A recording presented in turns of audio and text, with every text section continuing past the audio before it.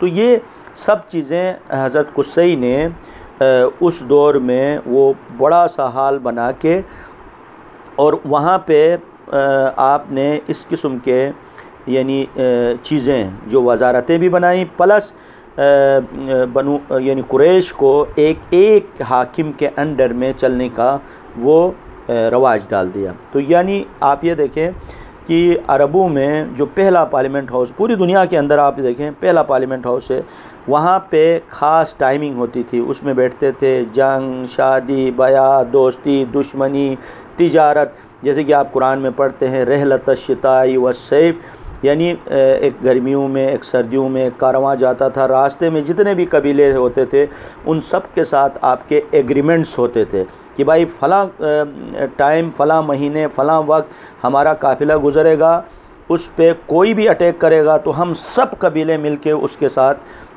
उसके ख़िलाफ़ हम काम करेंगे। एग्रीमेंट साइन हुआ था। तो उस बुनियाद पे यानी साल में 2 काफ़िले जाते थे, यानी गर्मियों में और सर्दियों में। उसमें पूरे यानी उनके इर्द गिर्द जितने कबाइल थे उनके तमाम ख़ानदान का बिज़नेस होता था। तभी आप देखें ना, पहली जो बदर के हवाले से तो जो उनका पूरा वो जो कारवां अबू सुफियान जो है उसको लीड करता था, तो बदर के मकाम पे ज़ाहिर है वो तो उनका पूरे मक्के के लोगों का जो है उसमें माल था।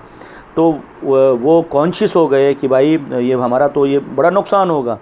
तो यानी वो शुरू से चला आ रहा था, ये सिलसिला उस ज़माने से चला आया कि उनको माशी तौर पे मजबूत करने के लिए मुख्तलिफ़ ममालिक के साथ एग्रीमेंट होते थे, मुख्तलिफ़ कबीलों के साथ एग्रीमेंट होते थे, जिसकी वजह से उनका काफ़िला महफूज होता था।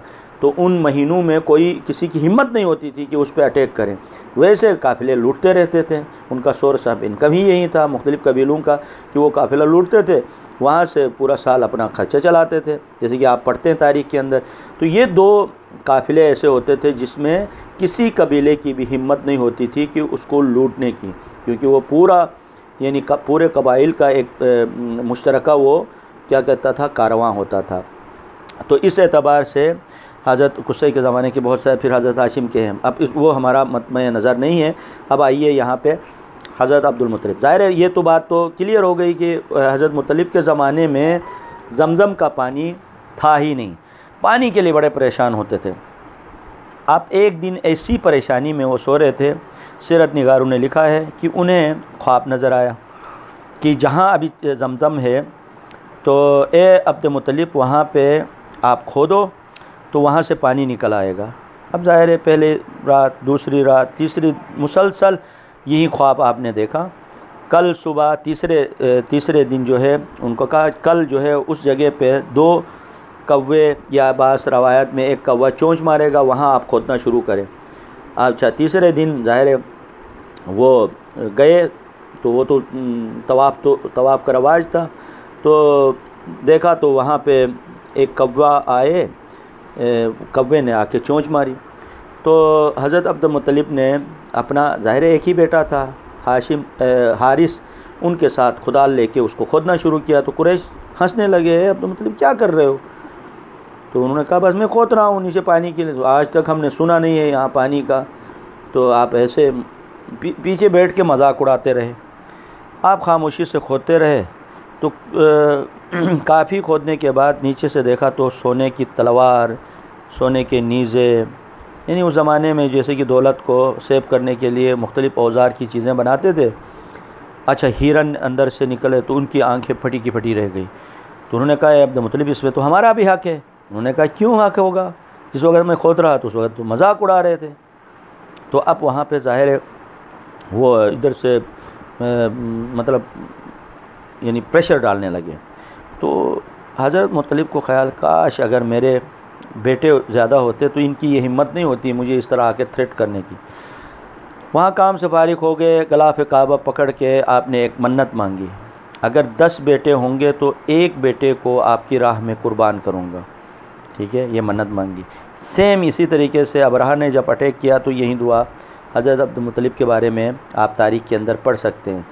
तो अब क्या किया हज़रत अब्दुल मुत्तलिब ने, वहाँ से घर आए, उसके बाद फिर दूसरा बेटा, तीसरा बेटा, 10 बेटे हज़रत अब्दुल मुत्तलिब के हो गए। जो आखिरी बेटे हज़रत अब्दुल्ला जो हमारे प्यारे नबी सल्लल्लाहु अलैहि वसल्लम के बेटे हैं, वो उनकी पैदाइश होती है। ठीक है। अब हज़रत अब्दुल मुत्तलिब को उसी वक़्त उनकी मन्नत याद आती है कि देखें, मैंने उस वक़्त मन्नत मांगी थी 10 बेटे होंगे तो एक को आपकी राह में कुर्बान करूँगा। ये ज़ाहिर है उनको मेमोराइज़ हो गया, रिपीट हो, तो उन्होंने अपने घर में सबसे पहले ज़िक्र किया, मैंने ये मन्नत मांगी है तो एक को तो कुर्बान करना होगा सहन काबा में।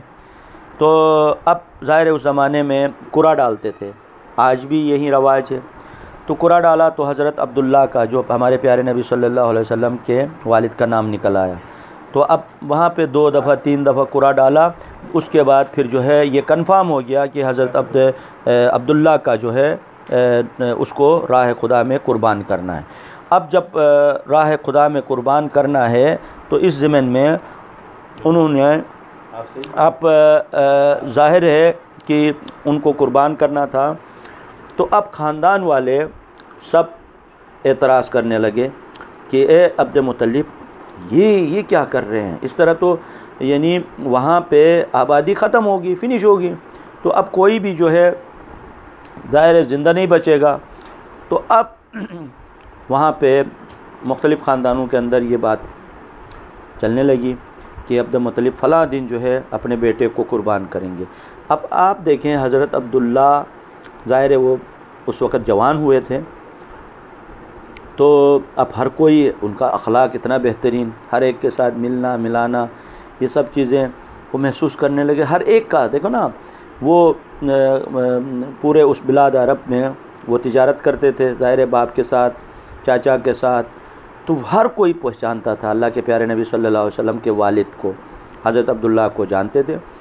हर एक कहने लगे इतना अच्छा प्यारा नौजवान जवान अब कुर्बान होने जा रहा है, हर कोई अफसोस कर रहा है।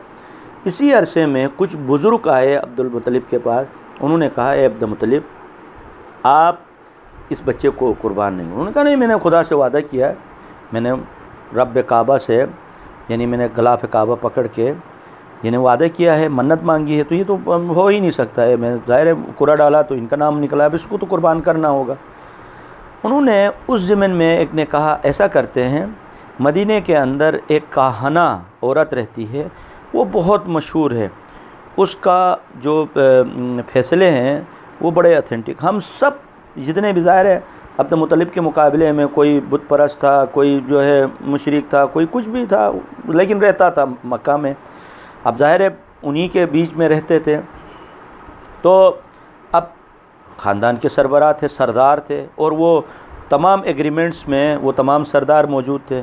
उन्होंने हाथ जोड़ के हज़रत अब्दुल मुत्तलिब से कहा, ऐसा करते हैं, उनके पास चलते हैं। चलने के बाद वो जो भी फ़ैसला करेगी हम सबको मंजूर, हम उसके बाद आपसे कुछ मुतालिबा नहीं करेंगे। उन्होंने कहा, अच्छा चलो ठीक है। अगले दिन 3-4 जो भी बंदे थे वो निकले। रास्ते में उन्होंने फ़ैसला किया कि भाई वहाँ जाके पूरी कहानी बताएंगे तो ज़ाहिर है वो कुछ भी कह सकती है, इसलिए बताएंगे नहीं, हम पहले कहेंगे आप ख़ुद बता दें कि हम आपके पास क्यों आए हैं। अगर वो ख़ातून बताए कि हम क्यों आए हैं तो फिर उसके बाद उसके फ़ैसले पे हम यकीन करेंगे। उन्होंने कहा, ये तो बहुत अच्छी बात है। ये 3-4 जो बंदे थे वो पहुँचे मदीना, पहुँच के उस खातून के पास गए। तो उन्होंने हज़रत अब्दुल मुत्तलिब से कहा, आप अपने जेब से वो रुमाल है वो मुझे दे दें। उन्होंने वो रुमाल लिया, कहा कि कल सुबह आप लोग आइएगा। ये चारों जो है पलट के आके सराया में, उस ज़माने में सराया हुआ करते थे, वहाँ आके बैठ गए।